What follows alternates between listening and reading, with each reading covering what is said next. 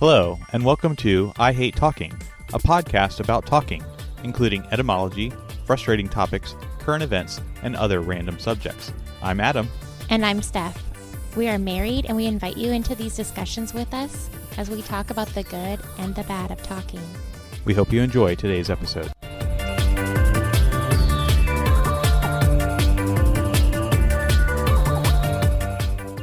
Welcome to episode 69 of I Hate Talking. Hi, everyone.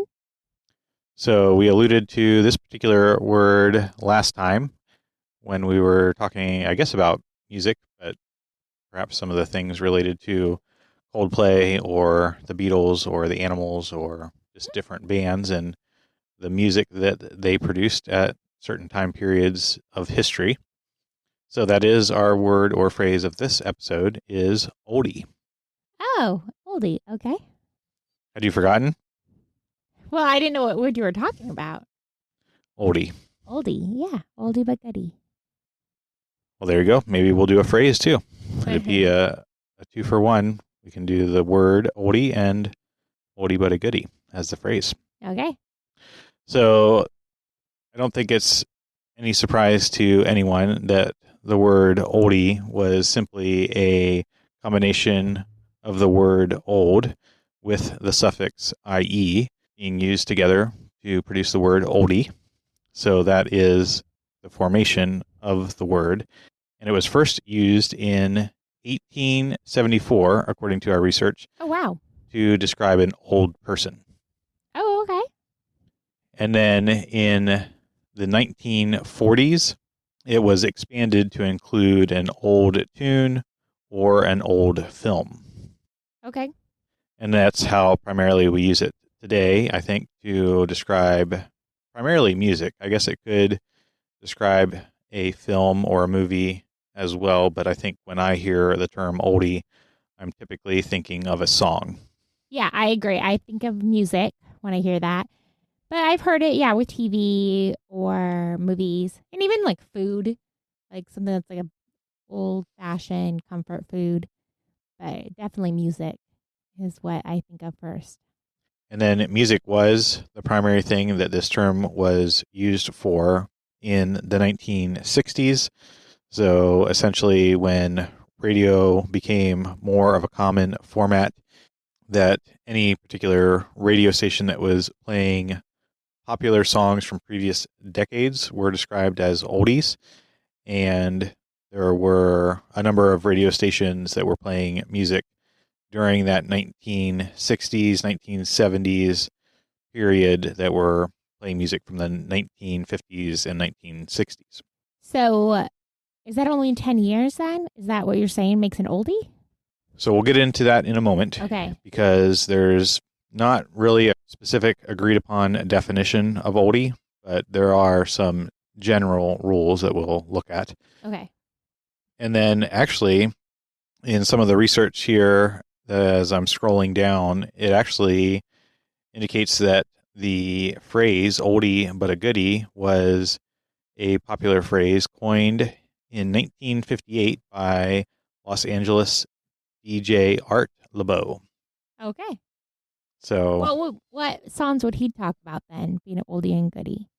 Like in the 50s, because obviously what I think of as an oldie is a 50s song. So what do they think of as an oldie? Like something from the 20s? Like flapper music? So according to a website, Malt Shop Memories Cruise, in 1958, that this particular DJ produced a compilation of different rock and roll records, and these would have been from the 50s. So not really that old, because this was in 58 and was only playing things from just a few years previous. Wow. Okay. So it's almost like saying nowadays, there's songs that get really popular and then you don't hear about them for a couple of years. And then you play it again. You're like, oh, 5 years ago, that was really a banger. So is that kind of what they're talking about? I suppose so, but I don't think that's how it's generally used. And again, that Nowadays, is, right? Yes, and Okay. any time, because there wasn't really any specific rules on this particular term to describe a set number of years that have to be reached in order to be considered an oldie. Okay, here's a question because I hear some people call the music we did in high school and college oldies. And that's a little bit like, ouch. But do you think our parents were hurt when we called their music oldies? Because they definitely called it that. Like I remember driving in the minivan with my family, and the oldie station was on. That's what my parents danced, had at their wedding and things like that. I don't think I have a particular issue with the term because that is what they are. I suppose my issue is more that they don't appreciate the music of my era as much as I would like them to. The younger kids? The kids, yes, these kids. Yeah, these kids these days. Their new music. No, because my parents, their song, quote unquote, was what's it called? That one where it's like, why do birds suddenly appear? The Carpenters, is that who it is? Every time you are near. I'm not going to sing it. That Save y'all that. sounds familiar, but I think it was from before my time. Well, yeah, no, that's my parents, like their song when they were dating. Yes, so that was my joke of a point. I don't know this music because it's an oldie. I see. But you do know it, right?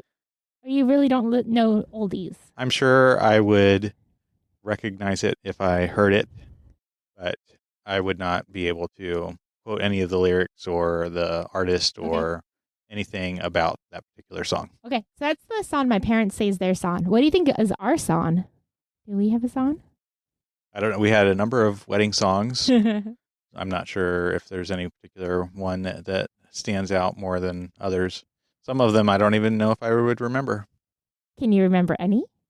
Yes, I do remember the specific song that I chose, or maybe two.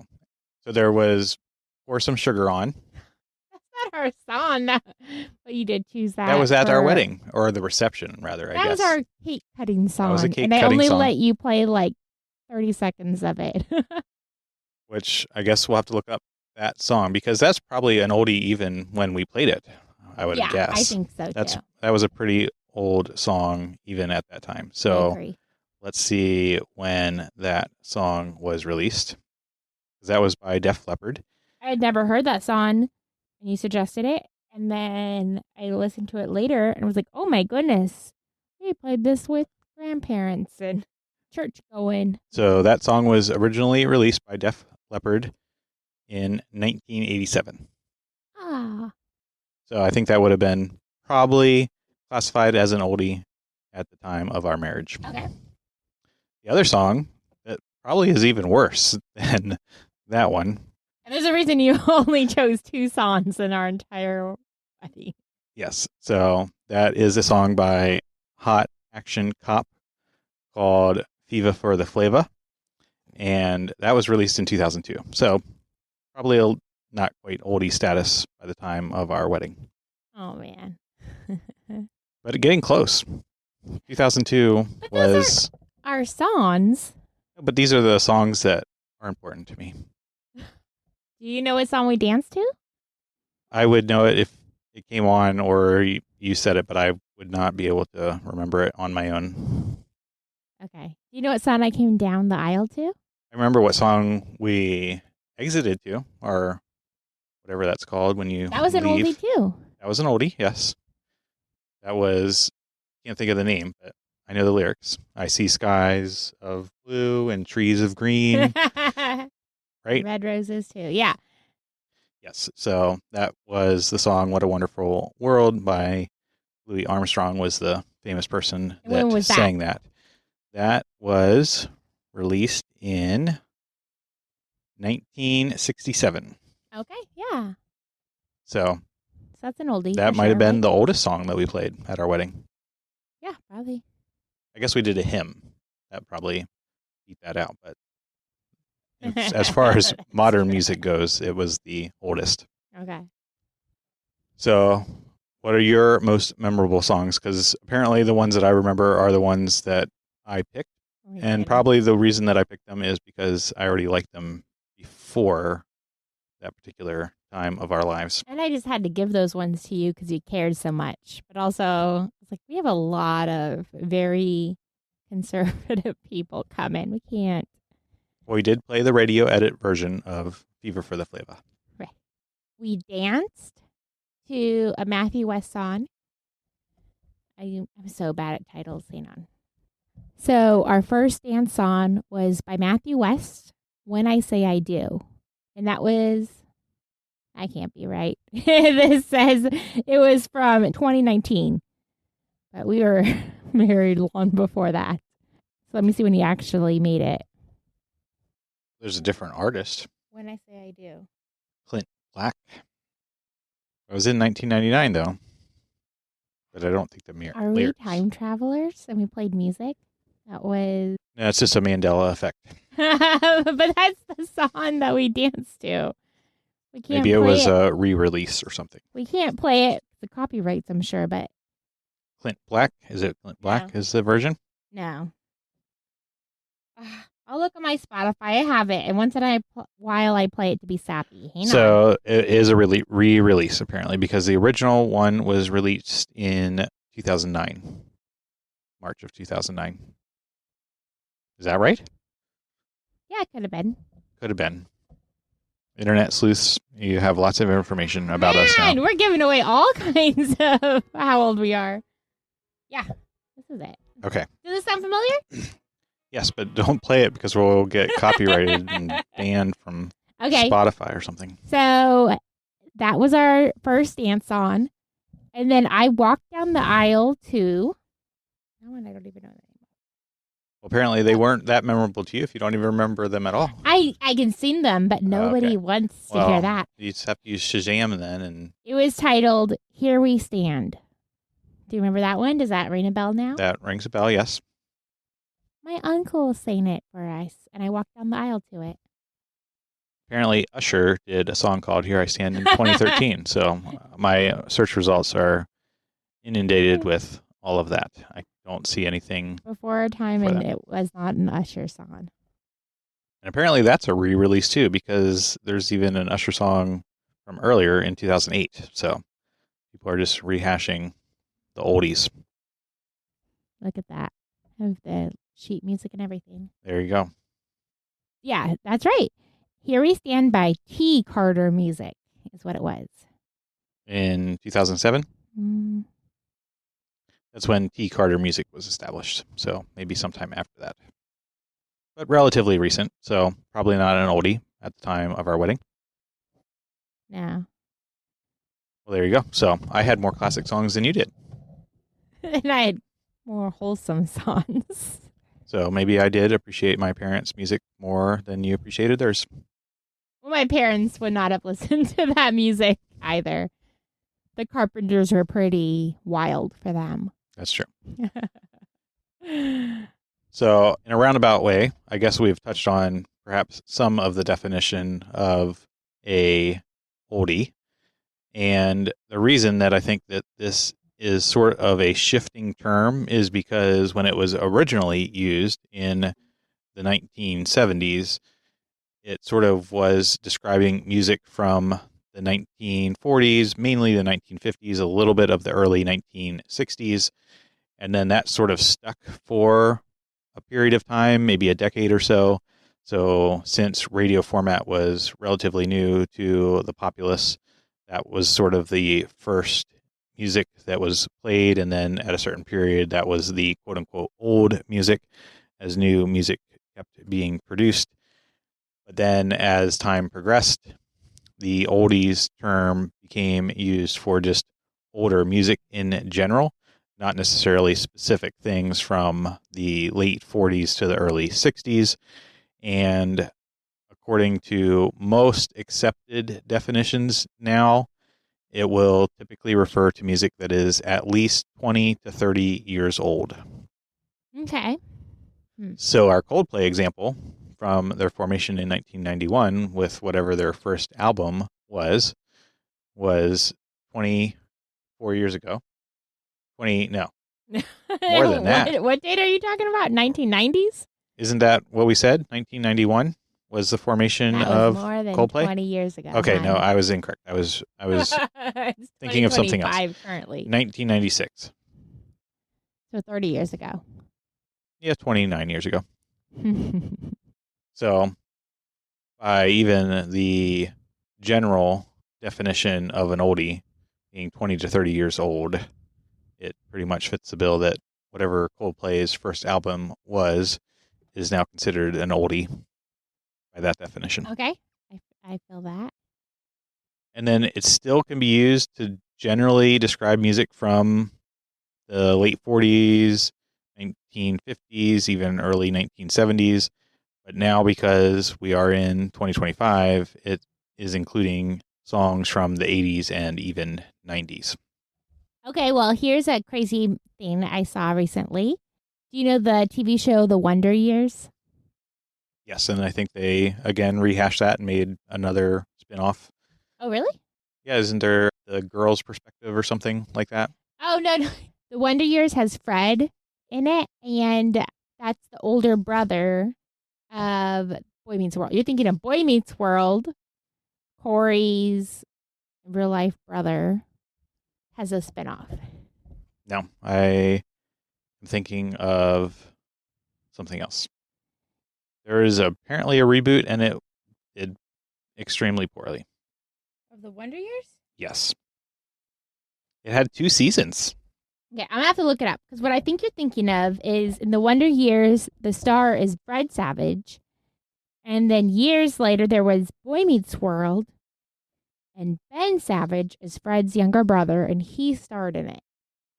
And then they rebooted that with taking Ben Savage's quote-unquote daughter and reliving it through her eyes.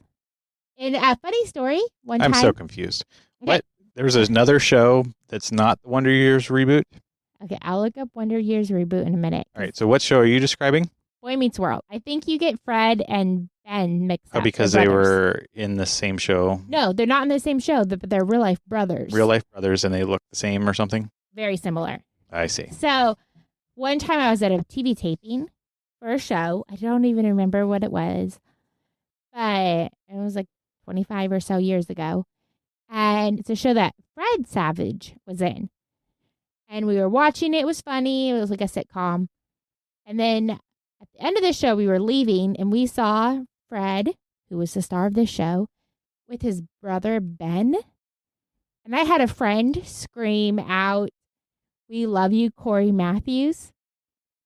And Fred turned around. He's like, "This is my show." Like he was offended or half joking that his brother, who was not in the show, just watching it, got the attention, not him. I see. Anyways, do you know, guess which friend that was? I don't know, but do they listen to this podcast? Nah. They don't listen. Probably not. I mean, maybe.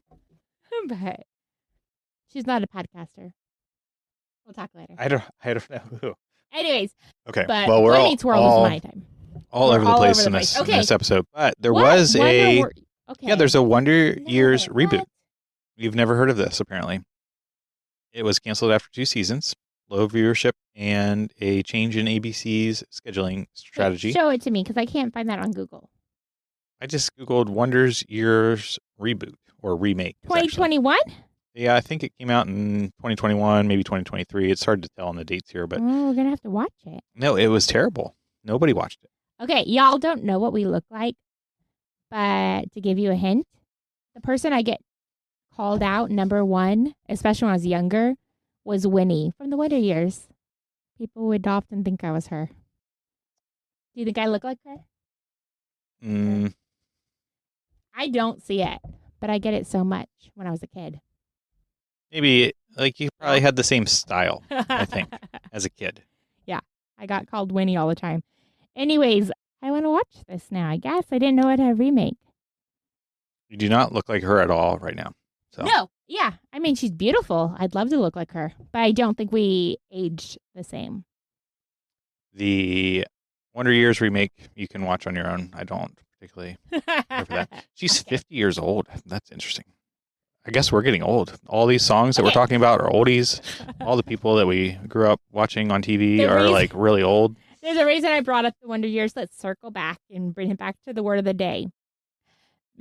Because the reason I'm talking about Wonder Years is that seems like a really old show. It was made in, was it the 80s? Depicting the 60s. So they were saying nowadays, if you made something, it would depict like the early 2000s. Isn't that crazy? That is crazy. Like that just, the Wonder Years talks about the 60s and Vietnam and stuff. So it's just bizarre to think about. I mean, 9/11 happened in the early 2000s. So it'd be really crazy to think about a kid telling the story about living through 9/11 right now. That's true.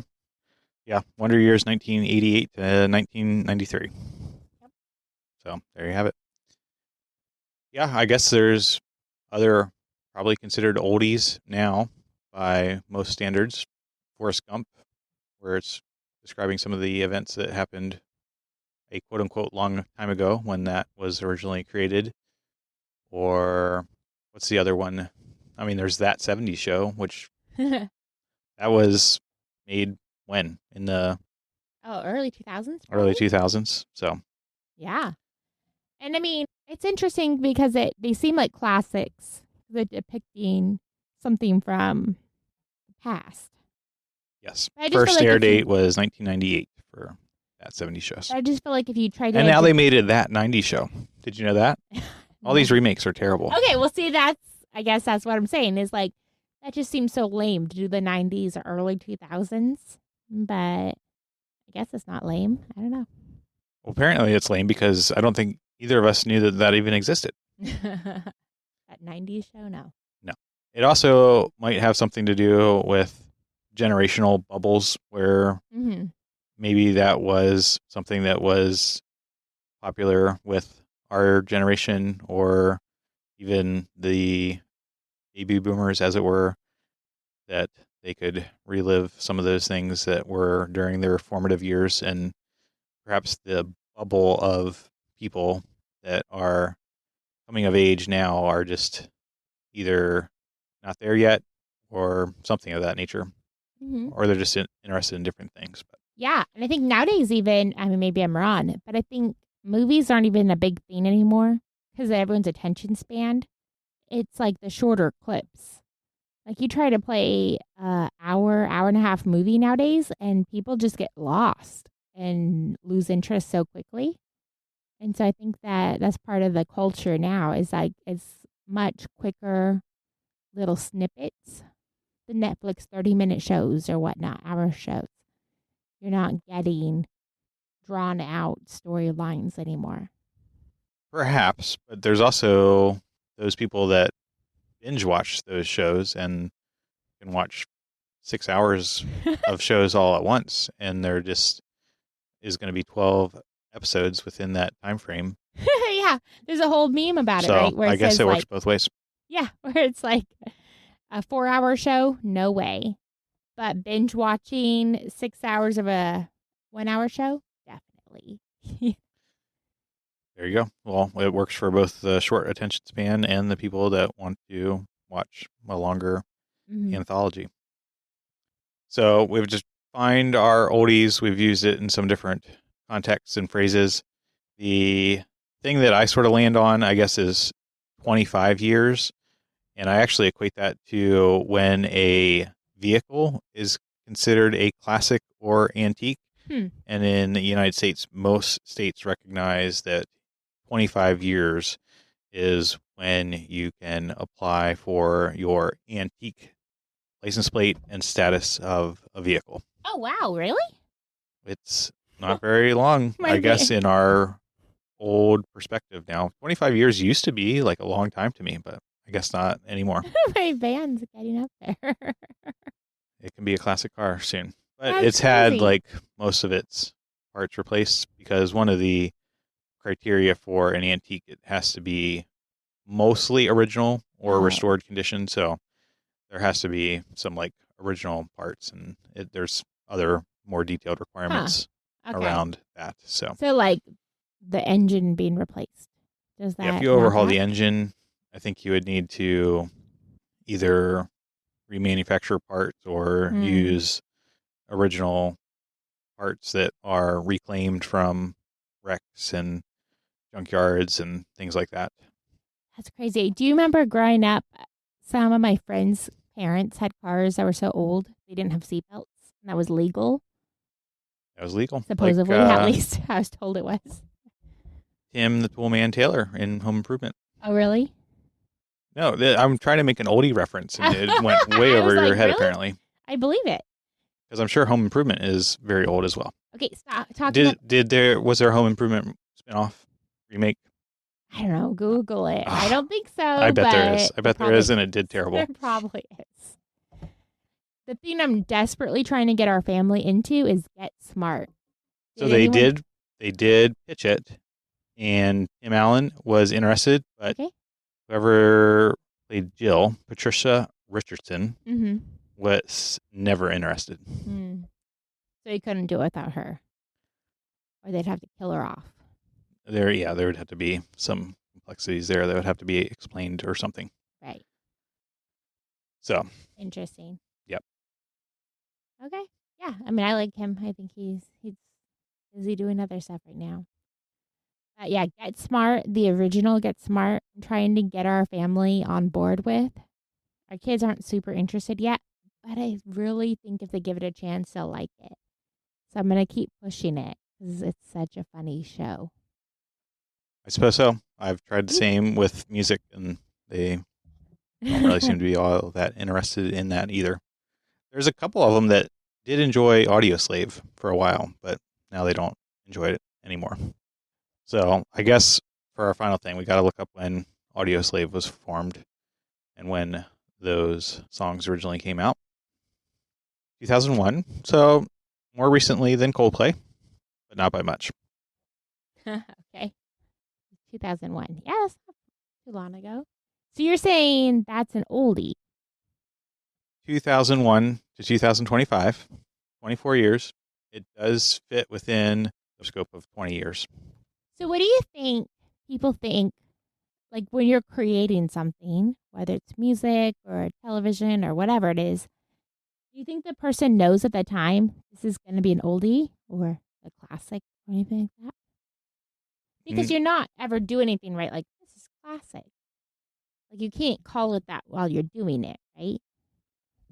Unless it's specifically composed in such a way that it is a quote-unquote classic. So maybe like a remake type thing of a classic song, classic show, classic sound.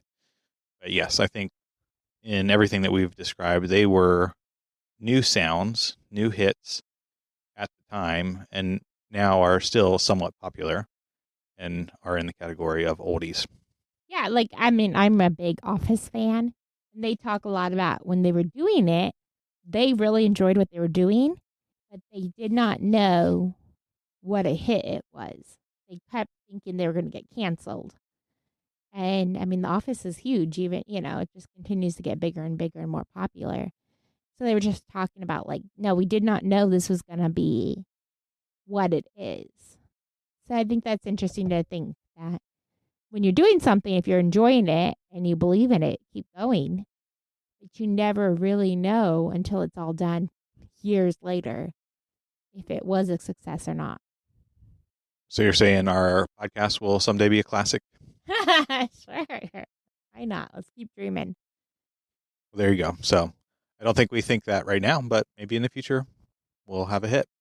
I don't know. I enjoy doing it no matter what, but yeah, you can enjoy something, but we're just asking the question if you know that you're creating something that is going to be a monumental achievement. No, if I'm going to put my retirement fund, I'm not investing in this. I suppose I would take the same tack, but hopefully our listeners have a little bit more enthusiasm for our podcast. And if you do, you can always like, share, and subscribe. And who knows, you can always send us a text and donate some money. We don't currently have a way to do that right now, but if that's something that you're interested in doing, and in perpetuity, who knows, we'll get licensing and hopefully not kicked off Spotify for any sound bites that sneak their way in on the songs that we played. I think we'll edit all those out. So. Yes, I hope so. So, from your friends at I Hate Talking, until next time, remember, it is only through talking that we begin the journey to understanding.